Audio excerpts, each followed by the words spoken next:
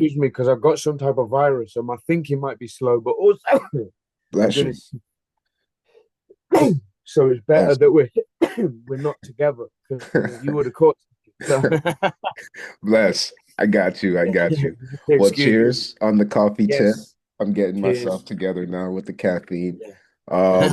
For those who don't know, this is Cappo. You can find him on Instagram, Cappo Po. Oh man, let me Mm. close this window real quick. Sorry. Yeah, it's Kafka, Jesus. Poe, Murakami. Yes. All right.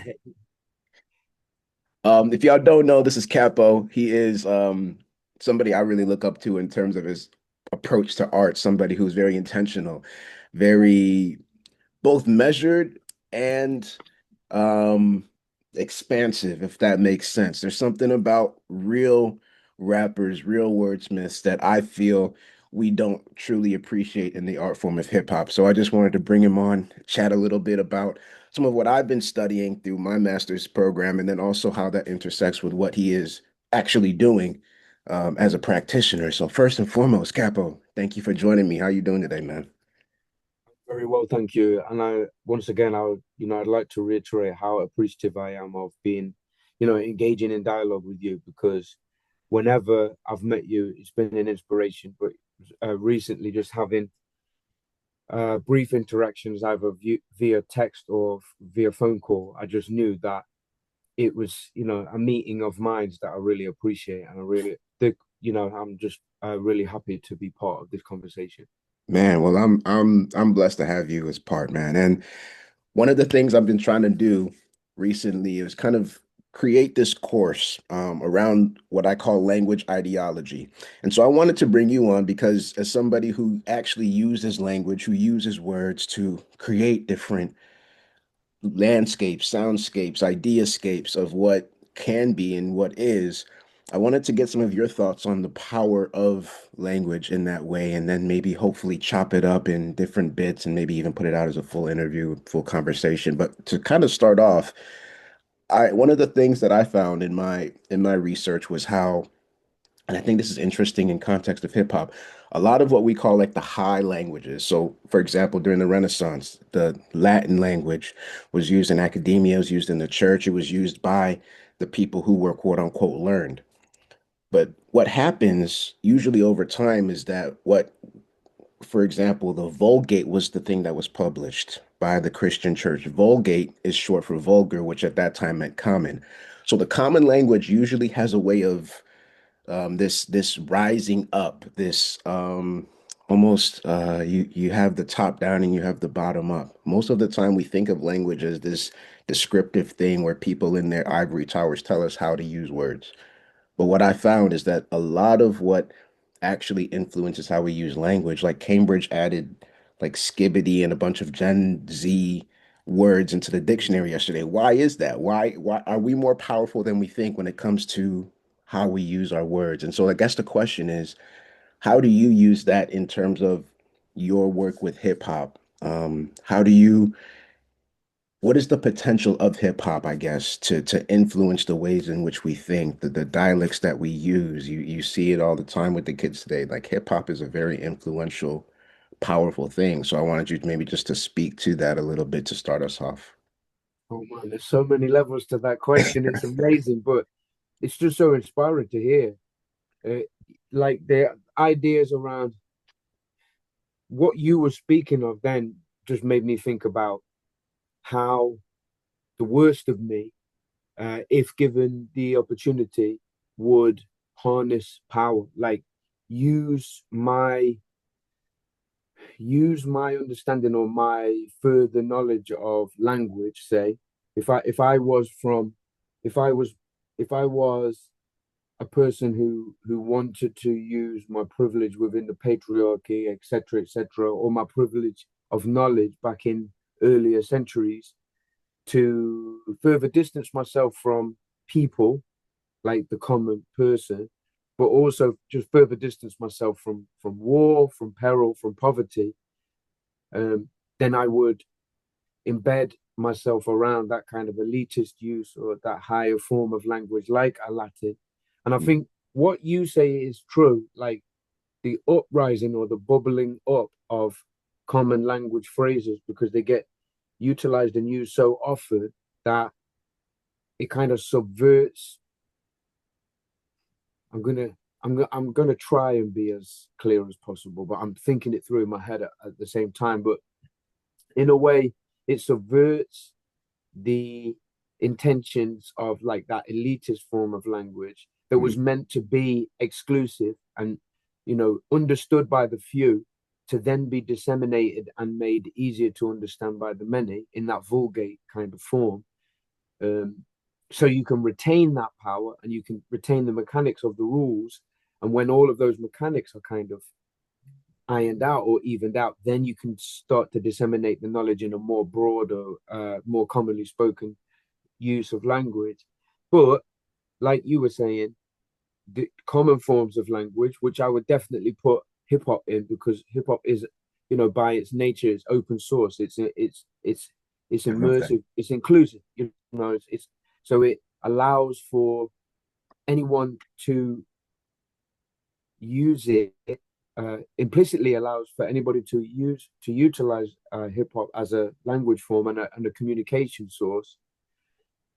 So, with that being said, there's kind of like an uprising of commonly used phrases and slang that then start to, what would be the right word? It's not infiltrate, is it? But it starts Like to just be, percolates to yeah, yeah, I know what you yeah, mean. into common, into then it becomes like intercultural or intergenerational, and certain forms of slang become even less kind of the wrong word is hierarchical, but often with slang, it's there's an easy way of belittling slang, even when it becomes part of the modern kind of common tongue. Say, Yeah. it's an easy way to talk about bling as being like a funny or like a humorous or a non-elitist or a low kind of denomination of Yeah. what jewelry or what riches incorporates. Like there's lots of other like higher level words that you could use for bling, but a lot of people tend to Mhm. go with bling, or there's many of them that you could use examples of. So it's like this, it still carries a stigma, but some, I think some, and one of the words that I think is has a lot of currency is dope, because I think the Mm. scholar, I'm sure it's AJ Carson. I'm not sure whether that's the right person, but I follow them on LinkedIn, and they did their PhD. They did a rap album for their PhD, and they're doing a lot of things. I think it's out in Virginia, um, and they're doing a lot of kind of That is dope. push. Yeah, they're pushing in like various directions. But they I think they wrote a thesis on the meaning of dope, and I haven't done my homework enough to really speak on what they've talked about. But the slang term dope, I think, is powerful. It's intergenerational. It still carries weight, I think. Whereas some can become belittled or it can start to sound stale. We're probably moving off the subject, but No, but yes, I love this though because you speak of hip hop as open source in a way, and that brings me to this concept of language as a technology, where instead of it just being something that we are, it's out there in the world. It's something that we actively use, we shape, and then it shapes us. There's a saying that you use the tools and the tools shape you, and so in a way, we have this continual ironic dialogue with the language that we use, and that then influences how we think. One of the things I spoke about was this idea of linguistic determinism, which some people would class as this called the Sapir-Whorf hypothesis. Sapir-Whorf was this theorist from back in the day, and he went to these Native American tribes called the Hopis, and he found out that they don't have tenses for like time. And so their way that their brains work, they don't distinguish between past, present, and future the way that we do. And so that happens in a lot of cultures where Russia has multiple words for blue, or Alaskan tribe has multiple words for snow. They naturally begin to understand the nuances of those things more than the general population because they have, in effect, labeled it.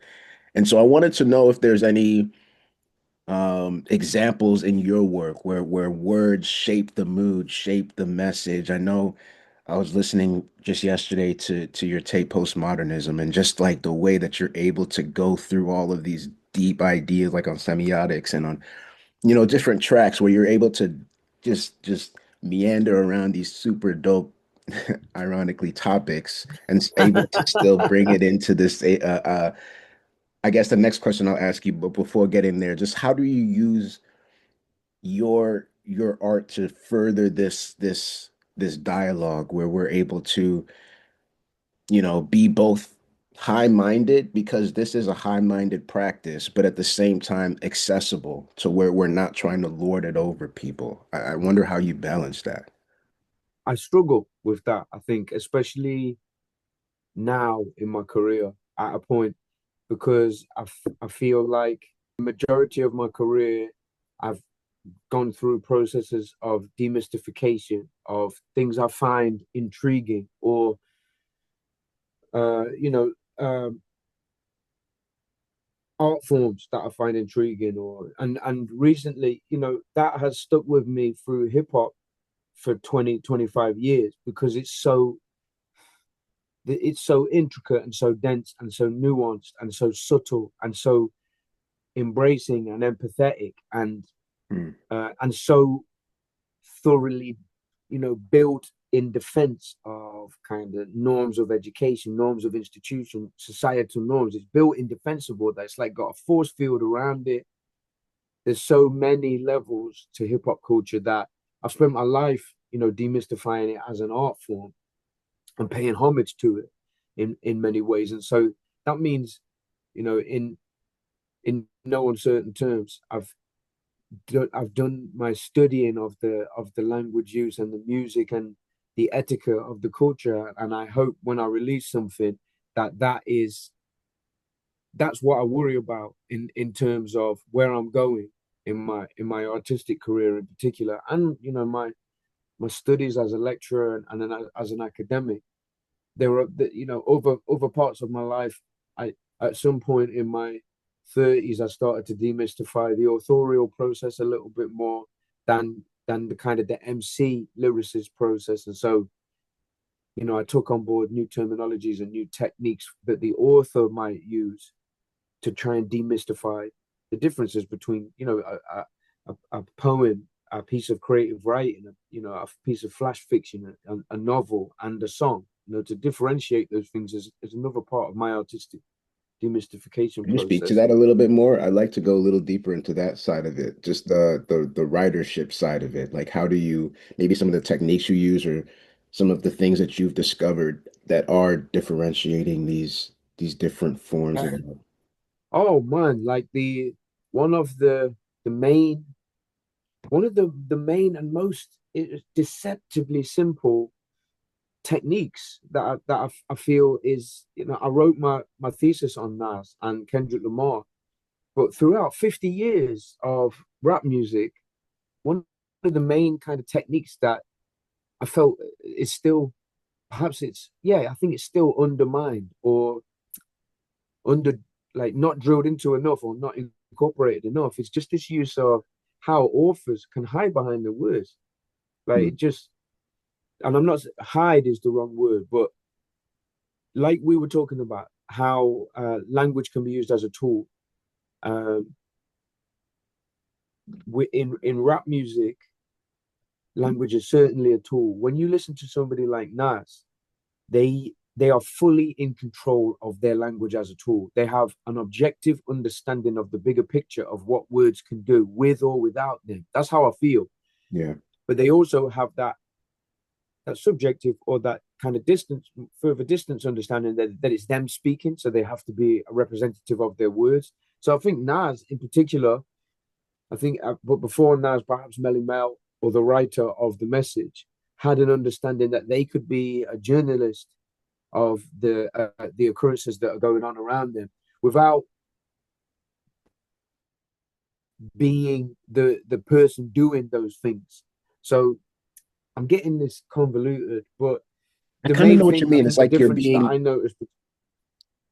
you're kind of being outside. observe, almost like that narrator in a movie where you're almost dictating the reality, Yeah, but in a way that's not too attached. There's a level of yeah, objectivity there. That's yeah, interesting.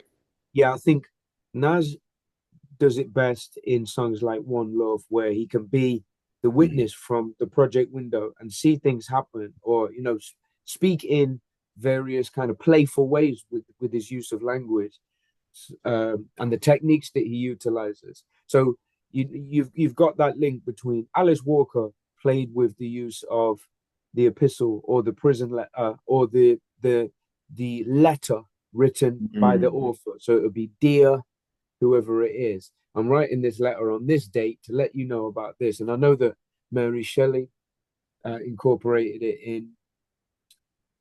Is it Mary Shelley? Wait, is it Frankenstein or which one?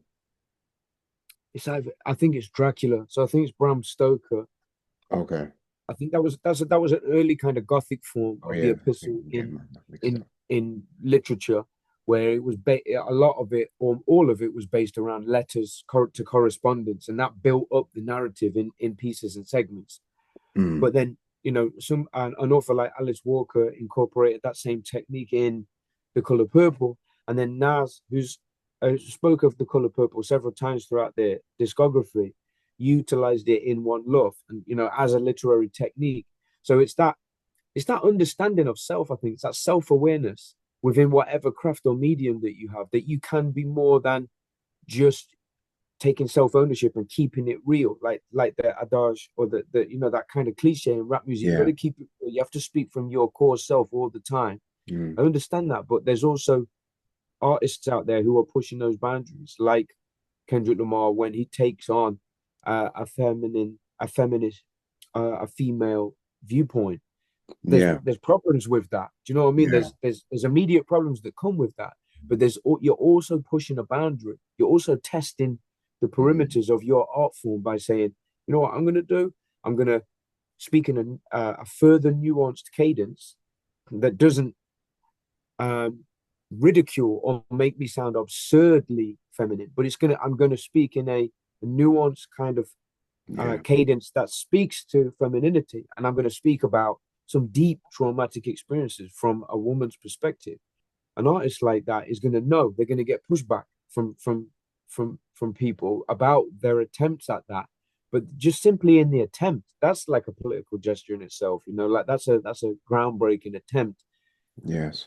but for better for worse in a way. So I guess, in some ways, I guess that explains part of the demystification process. It was like a deceptively simple thing to be able to embrace the fact that you can approach a rap song from the perspective of a different character. Like you could approach a rap song from the perspective, like Chekhov used to take the perspective of a dog in some of his short stories.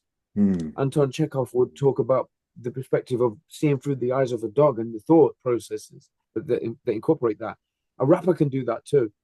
And I'm sure there's instances of that. I'm not well versed in who might have done that. But at the same time, I'm sure. you Yeah. know, another artist takes on another character, Yeah. and another one that I thought was interesting a couple of years back, or maybe 3 or 4 years now, was an artist who spoke from their father's viewpoint, their brother's viewpoint, and then themselves. He's like a Mm. commercial artist. I'll try and remember his name. If I remember, I'll put the photo up in the clip. But Yeah. that's that concept of because art in its core to me is a practice in perspective. It's being able to see through the lens of reality and being honest with yourself as you kind of interrogate these different viewpoints. And so being conscious with that feels like a natural extension of the writing process, is just becoming aware of that process of perspective building. Um, One of the things you said, so this in your it was in 23, I believe, you released the um three-part album, and in the first one, I just wanted to read what you wrote in Pain. It says, painting a picture of how these clouds form. so I can preempt and avoid most of these downpours. If you could predict where the rain into each life was falling, now that's a question. Pain is a constant, but it don't define me. I refuse to let it shape me. I am open-minded. Instead, I choose to use this language like an open library. Treat the pain like it's my shadow. Let it float beside me. One other line you said, use the pain like it's a frame that only I could see through. Channeled frequencies, the only ways for mine to reach you. Obviously, it goes deeper and deeper, and it's an incredible work. If you haven't already listened, make sure you do. But one of the things I wrote about was about this idea of framing, like the language being sort of different ways that we can take a peek into the world, and being able to be so um verbose, but at the same time accessible, as we sort of talked about. And then at the same time, knowing the power of language, the power of poetry as both a tool for political speech, but also a tool for healing. Um, it could be so multifaceted in the way that you use it. And so I guess one of the questions I wanted to ask was, what is like in terms of translating a personal experience into a cohesive narrative and then being able to export that, what are some of the ways that you've come about being able to do that? I remember when I performed with you once, you um like one of the things I really admire was your ability to just turn the beat off and just talk directly to an audience. And that's something that I've been trying to cultivate too, as somebody who's sometimes I see myself more as a spoken word or a poet, but I definitely have roots in hip hop.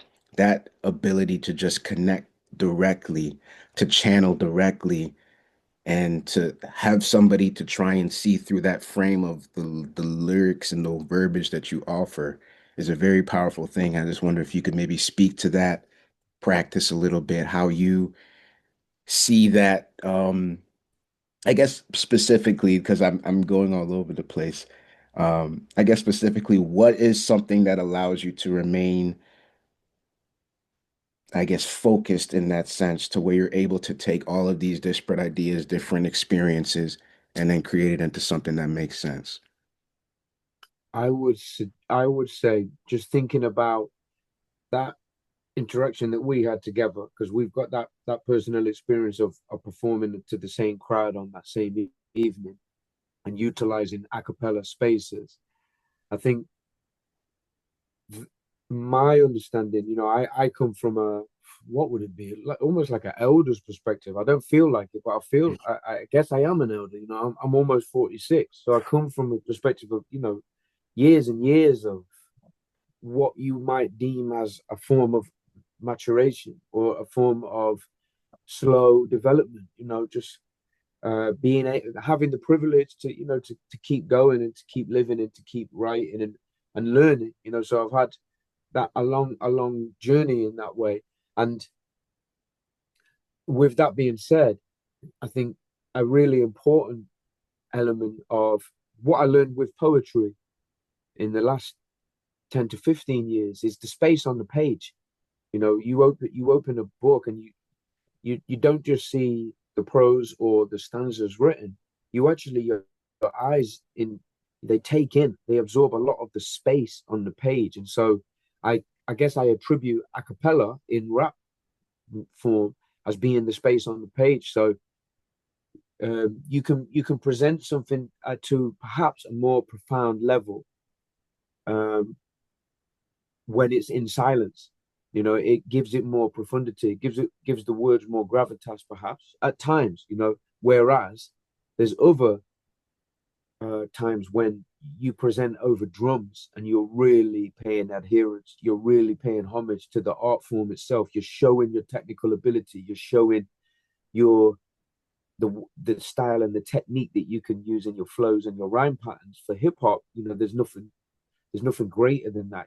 For a rap artist to perform over a beatbox or a drum break, that's the essence of the music, the nucleus of it. But Right. then to show the to show the human behind that kind of force field of skill and intellect and verbal I like dexterity, that. to Yeah. show the human behind it is to then strip away a lot of the force field and say, look, I'm vulnerable here. And so Mhm. it's more than likely there. What I try to incorporate now into live performance, because hip hop is like rap is a performative act. It's an oral narrative. Like you present it orally, don't you? You say Yeah. these things. Most Yeah. people don't read it, you know. So it's got the difference between poetry in that way. But the Yeah. space on the page is the silence. And so Mm. sometimes I will, and it links with the previous ideas around how self-awareness can help you to become a character or several characters within the same set. So say you had a half an hour set and you wanted to perform several different songs from several different perspectives. One thing that you can do is you can strip away what could be deemed as yet that the part of that performative ego where you, like my performative ego speaks to the fact that I want to be metaphorically, I want to be a machine gun to a crowd. Like I don't want any pauses. I want people not to be able to have any breaths. I want them to just stare for half an hour at somebody just, Yeah. being a man possessed, a person Yeah. possessed in their element, and like nobody's beating this. This is elite Yes. lyricism, that level. But at the same time, uh, to create that sense of bond or that like to articulate the human condition more, perhaps, and step down from that pedestal that I want to be as a person. I want to show you a little bit more about myself. I might drop the beat and then ask a question within my poetry or my lyricism. So there's a piece from Mm. one of my recent albums where the character within the album is questioning their place within the family unit that they've almost fell into. It speaks to familial bonds and the father Mm. son paternal bond, and it speaks to modern the modern male perspective on being a member of a family. And Yeah. it also questions what keeps people tied in to the familial bond, because one thing that I find fascinating, and I can't speak on with experience, in some ways I can't speak on with experiences, but it's the parent who, for what are the reasons behind, and this is a difficult question to ask really, because it's going to be so, the answers, so the gray Yeah. areas are so huge, but Yeah. what are the main forces at work when a man, let's be honest, when a man steps away from the family unit, from their, what society deems as their main obligation of having a son or a daughter. Mm. What are the things that allow them psychologically, or what are the elements of their lives that allow them to step away from that bond? So I was playing with that idea for the album Houses, and all of the social obligations that keep people bonded together. And at the moment in the album, the protagonist is questioning, like, they've left the unit. They've left the unit. It's their first day of what they call freedom, and they're asking themselves these questions, like, you think that even if she's taking away um my access to my daughter and my son, that she would ever stop me? You think by forcing academic, or you think by forcing 0 hour class divisions on my intellect, that they would ever see me kneeling? And they're talking about it being their rocky moment where they separate themselves from their other life, and they're trying to pep talk themselves into this situation of freedom, and um, trying to break away from the family unit that they're so attached to. And so to speak to a crowd, to start a performance when a crowd has an expectancy that Cappo is going to be the machine gun, almost like, then to turn around and say, you think that even if she's restricting access to my daughter or my son, that she would ever stop me? That's going to put some profound kind of, it's going to subvert a lot of expectation Yeah. in a listener. And also I think it helps to form a bond with anybody in the crowd who might have experienced that. And it's, the majority of my life experience with crowds is with men of around about my age. I'm hoping to shift that narrative a little bit. And the recent crowds that I've been speaking to are the demographic is a lot more broad, which I'm really appreciative of. But I am a working class You're speaking for a middle-aged man. demographic.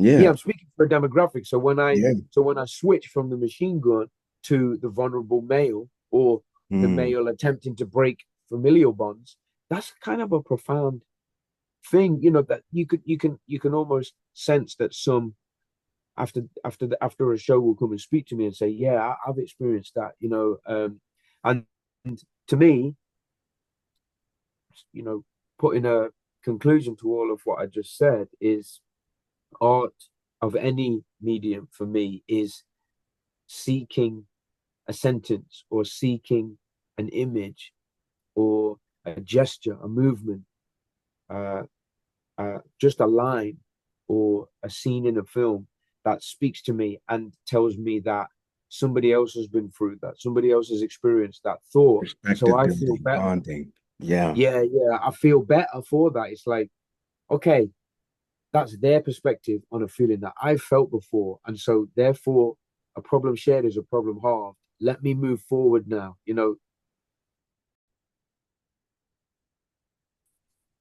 Hey, I, Back. I was And gonna try and interject, but you were making some great points. I'm like, it says less than a minute on this thing. I'm like, damn, this Zoom app, bro. Why can't they just let me finish this thought? But yeah, that was what you were saying was so good. I'm like, man, I wish they would just let him finish. But I think that it kind of would make a good bridge because I do want to I want to respect your time and I know you're a busy man, but I appreciate you once again. I just had a couple more questions and I'll no, let you go. I I've got appreciate more than enough. I've got loads of time, so we don't yeah. have to rush. Yeah, Okay. Okay. I do have to go at 12:30, but if we yeah, end up getting all the way to there, then that's fine. yeah. Okay. That's perfect. All right. Beautiful. So I guess one other thing that I wanted to chat about in terms of language and determinism and creativity was we already talked about balancing accessibility and depth, some of the techniques you use. One of the things I wanted to talk about was this, because I know, so obviously you're a thoughtful individual, and a lot of your music is likewise. You're a cerebral, you're a intentional, um, very deep and very layered. And I like to think of myself as someone trying to reach that in terms of the level of intentionality, not just in my raps, but in my writing. And one of the things I think is interesting is you made this distinction between the written and the oral, and hip hop being more so like an oral culture. So my dissertation was mostly on written literature. And I think that one of the things that is interesting that kind of separates those two forms is on one side, like Marshall McLuhan, a famous kind of information theorist, he came up with this idea that the medium is the message. So essentially, the thing that you're using is effectively the message that is being Yeah, communicated. yeah. That's And one so of the true. things Yeah, it's a very deep and very prescient observation. And one of the things that he talked about was in oral versus written cultures, how essentially written words are, he called them, the euphemism he used was trapped words. And so the implication of that is that in oral cultures, they're freed words. They're not like kept in one specific iteration that can only be transposed by in that specific, right? And so when you have this sense of freed words, when you have also this approach that allows you to see all of these nuances, I'm trying to think if there's ways that you can break or align with mainstream um, expectations of language, mainstream narratives in order to sort of either communicate deeper truths or to maybe to confront various stereotypes. I know a lot of people have this idea that hip hop is a lower yeah, form of thought, yeah. and being able to address it with as a university lecturer and also as a practitioner of the art form, how do you kind of, I guess, hold those two tensions and then still, are able to maneuver in those spaces while still maintaining that sense of practice and understanding and all of the things that come with that. There's so much in the questions. I'm There's sorry, there's man. so much. I'm trying to It's fit too amazing though. Like, the questions are more informative than my answers. much. It's true. I struggle with the idea that I might be, I struggle with the idea that I might be, the process of demystification that I was talking about. One of them, Mhm. one of the most recent ones. All right, so in the last 10, 15 years, one of the processes of demystification that I've been through most intensively is the academic process, like the scholarly, breaking down scholarly language barriers, breaking down kind of norms around institutions, and that's there's huge barriers. Hip hop is inherently anti-institutional. Yeah. You know, the institution that is hip hop is the gospel of hip hop, is KRS-One edutainment. You listen and you Mhm. learn from it being passed down by the MC, Yeah. or the knowledge of self. Those aspects just cannot be underlined enough. So yeah, I worry at times when I go into what I would deem as like a place where I'm trying to speak to or question concepts that I haven't heard in rap music before, or I haven't researched enough in hip hop, so I don't know who else has spoken about it. If that's when I worry that where am I taking this? Like, am I taking what is inherently an open source, inclusive culture, and am I trying to apply some type of thinking that turns it into some elitist form? And I worry about that. But then when I speak to people who I respect their opinions, they are passionate about the fact that I'm trying to take hip hop to a place it's not been, and therefore I'm adhering to what the culture insists on, and that's pushing boundaries and taking things forward and speaking on behalf of it with respect. And that's what I want to be able to think at the end of my days that I would have done. I don't want to kind of isolate.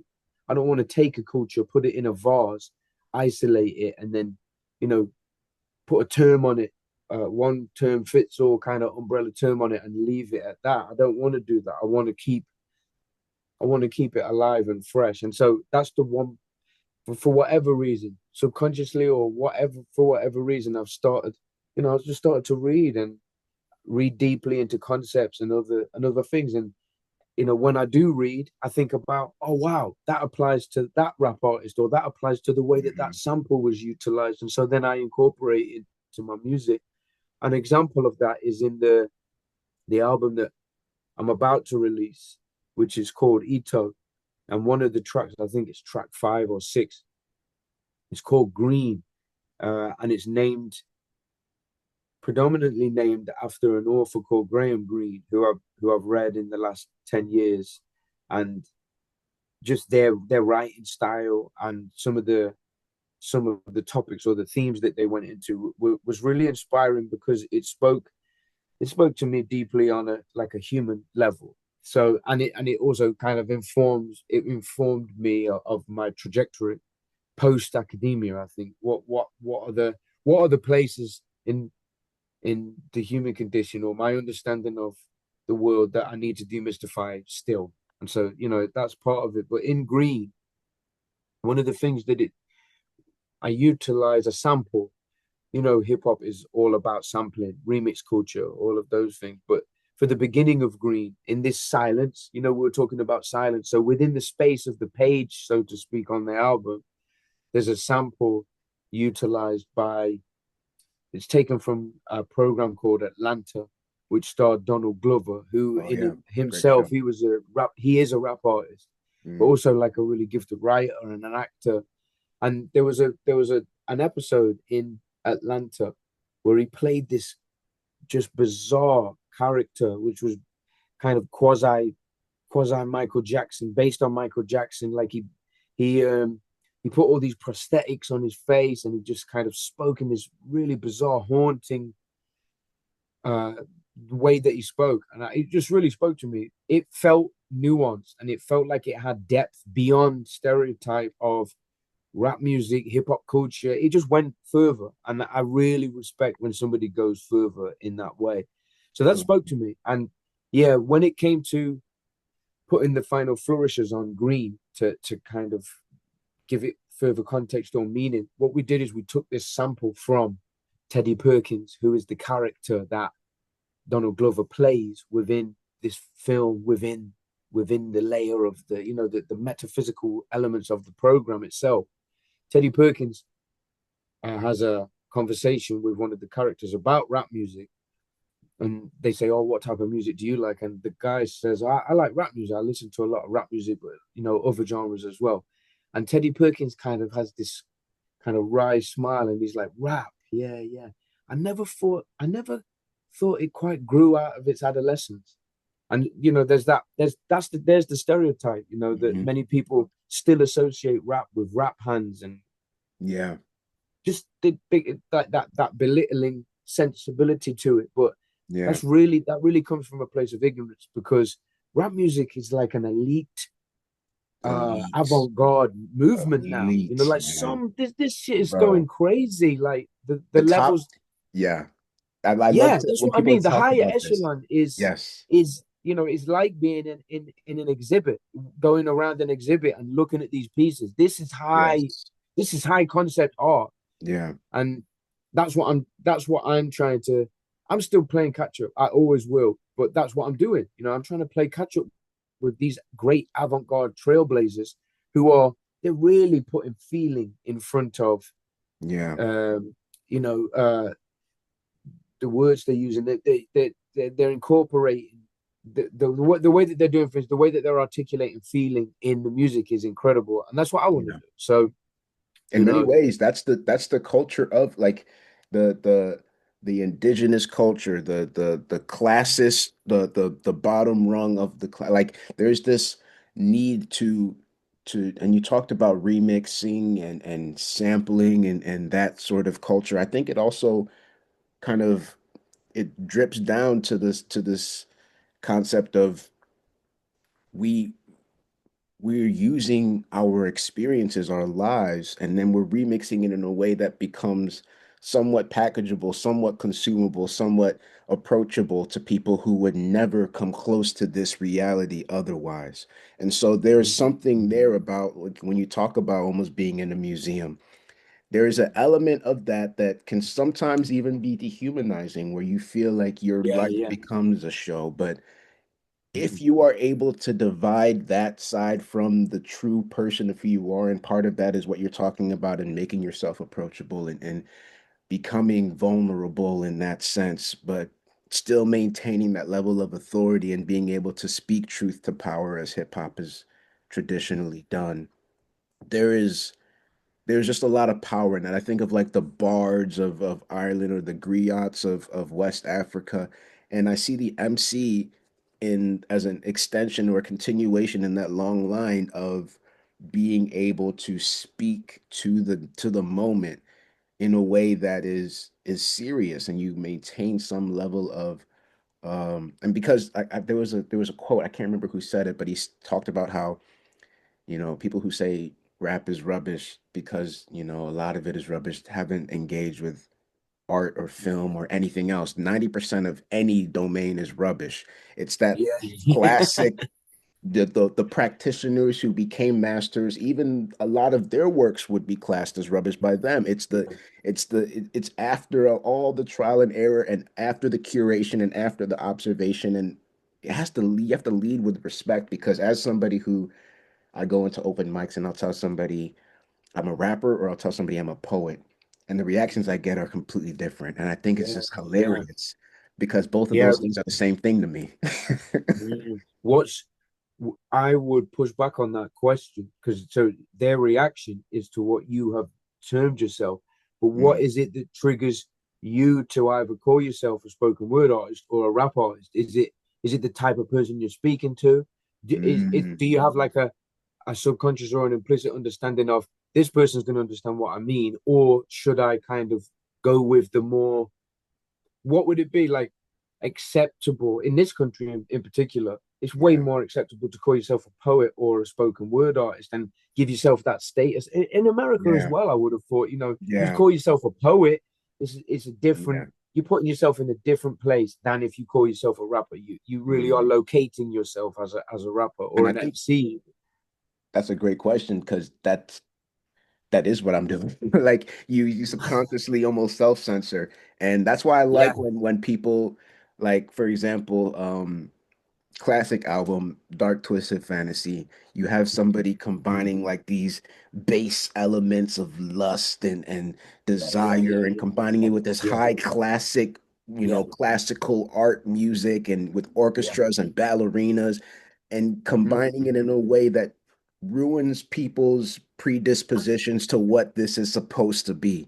And so I love when Completely. people Yeah, are able to juxtapose those things and yeah, make it clear that, yo, this is also a deep art form. And I guess this leads me to, I have a couple more questions before I yeah. let you go. But one thing I wanted to know is how do you see, because you talked about it both in pushing the boundaries, right? Like learning more about culture and understanding self. Is hip hop more of a tool for personal catharsis and understanding and development or social change and um, being able to be an agent of that, or maybe it's some combination of both.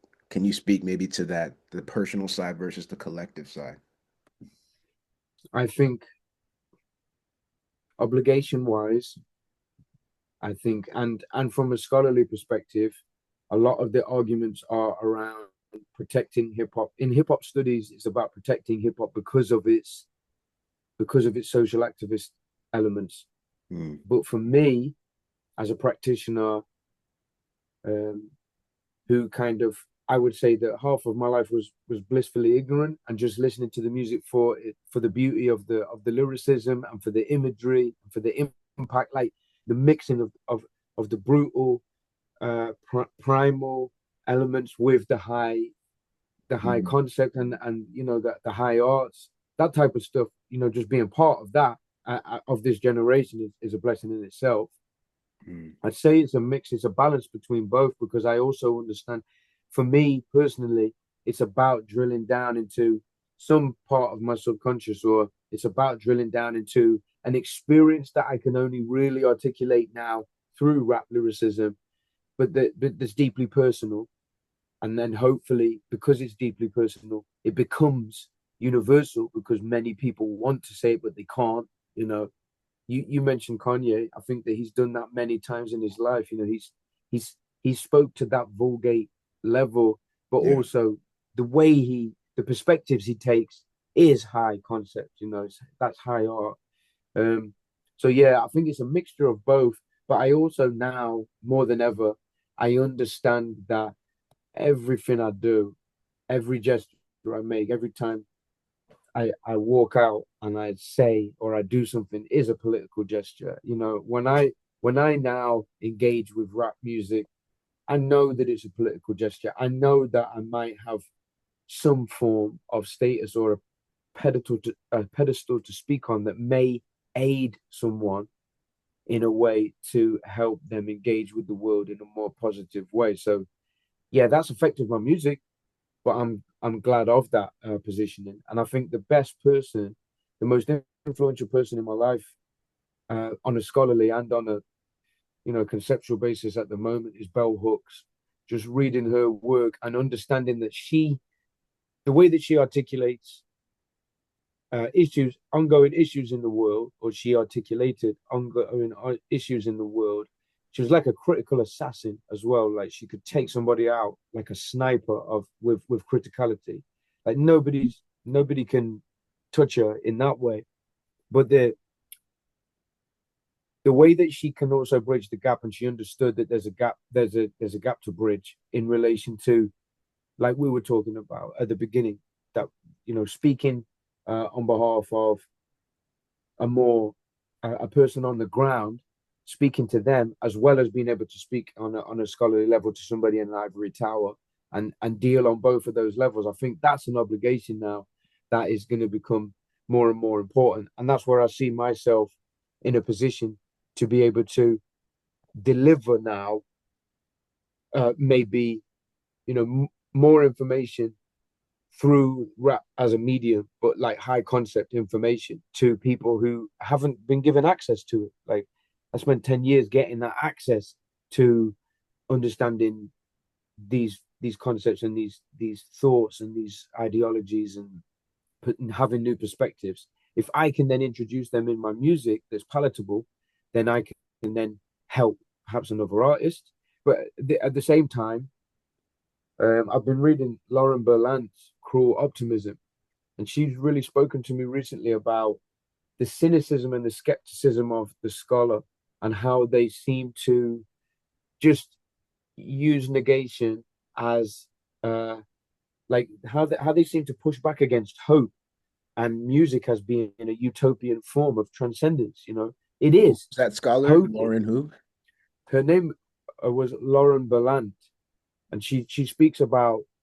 I won't be able to articulate what she mentions a lot, but she just speaks about how a lot of us continue our lives under like neoliberalist capitalism, and we continue our lives with the hope of the good life, but the good life doesn't exist anymore. So in some ways, you can see Lauren Ballant's work as being cynical itself, but she fights for the corner of the artist because she understands that the artist is kind of like the last line of defense to help people see Yeah. uh, from a different perspective, as opposed to, from a capitalist patriarchy.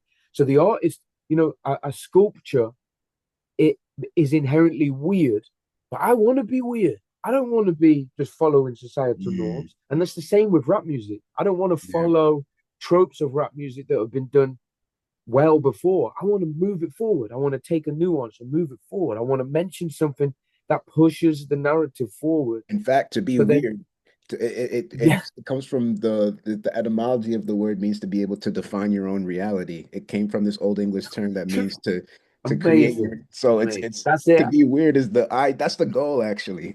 That is the goal. That is Yes, the goal. yes, Yeah. bro. Amazing. I love Amazing. that. All right, one last thing before I let you go. And once again, it's been Capo. It's been amazing. I feel like we could do this all day, but we do have time constraints, unfortunately, still in this life. One thing I wanted to chat with you about was you kind of talk about we already talked about seeing rap almost more in as a serious exercise versus just like this, play thing Mhm. in terms of its engagement with culture. So one of the main ideas that I put forth in my paper was this concept of the framing of language. And there's three frames that I discovered in biblical language, at least, and those are inclusive, exclusive, and transformative. And so as you read for example, a psalm, it's something that is more metaphoric, more poetic, more lyrical. These scriptures will necessarily be a little bit more transformative versus if you're reading Leviticus or Deuteronomy, which is like Old Testament law, it feels a little bit more predetermined, deterministic, exclusive. And then you'll get different translations where the language feels a little bit more like everybody in, let's bring folks in. Some places where it's more like, we're a set apart people, or I'm a priest and this is not. And so one of the things you mentioned earlier in the conversation was about epistles and like the prison letters. And I think of Paul and how his writings are in a completely different category than like textbook history or poetic language or like these different types of literature. Bible actually means library. It comes from like biblios, which means Mm. library. So it's Mm. not as much a book as it is a collection of books. And when I think Yeah. of like determinism versus expansion, like I want us to enter into a time in history where things aren't deterministic, as in top down, where we talked about the high language deciding what everybody else can think. I want it to be almost like you would see like those um like a ever dividing like when cells divide, it continues to proliferate, and the more that you think, the more that you do, the more that there is. It's not necessarily subdividing the pie into to smaller pieces, but it's growing the entire pie of human thought, of human awareness. And Yeah. so, in I guess as a last kind of bit, what do you see as the future of linguistic effort? Like, is it something where we eventually get to a place where words are no longer needed and we just look at each other telepathically, we know what we're talking about? I think that personally, I think that words will always be a tool, but there needs to be this mediation of how we use them, what we use them for. And then ultimately, are they going to help transform our society, change it, or is it going to help preserve it? And I think that's the tension we even see in the left and in the right today, where one side wants to preserve something, the other side wants to kind of be, to change it. And the people in the middle can kind of see both sides where we need to preserve the best parts of us, but we also need to grow out of some of the things that don't serve us anymore. I wonder what your perspective is on the power of language, rap, hip hop, but words in general to be a sort of way that we're able to start broaching the difficult discussions and start beginning to change ourselves, change our world for the better. Yeah, I think not to delve into too many like current topics because I feel like that can be problematic itself. But Feel I you. think current current my current understanding of the world is like that it's leaning towards like I believe it's leaning towards this idea of determinism, or from my perspective it's summary, like everything seems to be summarized so Yeah, concisely and neatly. yeah, And I think that that's where problems occur because people need to have a dichotomy. Is it a dichotomy or a binary? They either need a yes or a no. They don't hmm want the no gray area, nuance. but Yeah, that's what life is around. Like, ex yeah, my idea of expansion is that Bell Hooks talks about a concept called recognition of the other, and I think that it speaks around implicit racism. But to me, I feel like recognition of the other is where the world is where I would like if I had the ability and the nows. That's where I'd like to enforce understanding of recognition of the other, because mhm, recognition of the other for me also links with another concept called adultism that I learned about through my studies into mental health and mad studies. Um, Adultism is when for whatever reason, and I can't understand it, but certain people will get to a certain age and they'll feel perhaps that they have learned everything that needs to be learned, and nobody mhm. underneath their age can give them an open perspective or a new version of the world. So they see children as being beneath them. They see opinions and Yeah. perspectives as being beneath them. I just find that incredible. I see But that all the at the time same, in schools as a teacher, and I yeah, try to push back against that. As a teacher, I feel like I'm a student too. Like the best yes, teachers are that's the ones it. that are Yeah, continually learning. You're in dialogue. yeah. I can't think of that one of my main reasons in life to keep living is to, every day I'm learning something new. Like the amount Hmm. of things I'll take from this conversation is incredible. So to just kind of switch your mind off to that is incredible. But Bell Hooks talks about recognition of the other being, for me, it's almost like a she talks about us being involved in a dominator culture. Dominator culture means in a capitalist society we have to be the survival of the fittest. Everything, whatever is most efficient, will win. Whatever makes the most money will win. Whatever is the most powerful will win out. Mm. And to me, an aspect of power that is just overlooked is the ability to listen with patience to Mm. others and to think with patience, to take that extra millisecond Yeah. before acting for the sake of efficiency, and to start thinking about different generations, different cultures within your. What is my first call on a decision might not be the be all and end all. And I'm going to find it hard to explain, but the recognition that of the importance of all generations, all cultures in your decisions, and taking the time to recognize that in what you say and what you do within your political gestures. And because I think that's one problem with the society that we live in is that leaning on efficiency and Yeah, just the loudest and the quickest person to speak often gets the pedestal and the platform, and that shouldn't be it. Like there has to be when the question is asked, there has to be time to let that question be, yeah, ruminated upon, or let the question marinate before you answer. Like there's too much precedence held on, even intelligence. Intelligence doesn't necessarily have to be deemed as efficiency and quickness and swiftness of thought. Intelligence often comes, you've got one hand is intelligence, but and you might have a lot of general knowledge. You might have an answer to the question, but what you don't have yet is emotional intelligence. You have to read the room. You have to humanity. Yeah. understand. Yeah, you have to have What that good is that it if we give up. can fund wars, but we can't feed the poor? Isn't that Tupac? Well, yeah, there you go. That's it. In essence, is that it's having and giving other people a chance to have that, a part of the platform. Or so that's what I'm taking. That's what I'm trying to take forward in my music is like allowing that space for thought, like like we are talking about, allowing for new perspectives to be. And that's what art is best at. Like the best pieces of art are often weird because they're difficult to approach for somebody who wants to paint by numbers.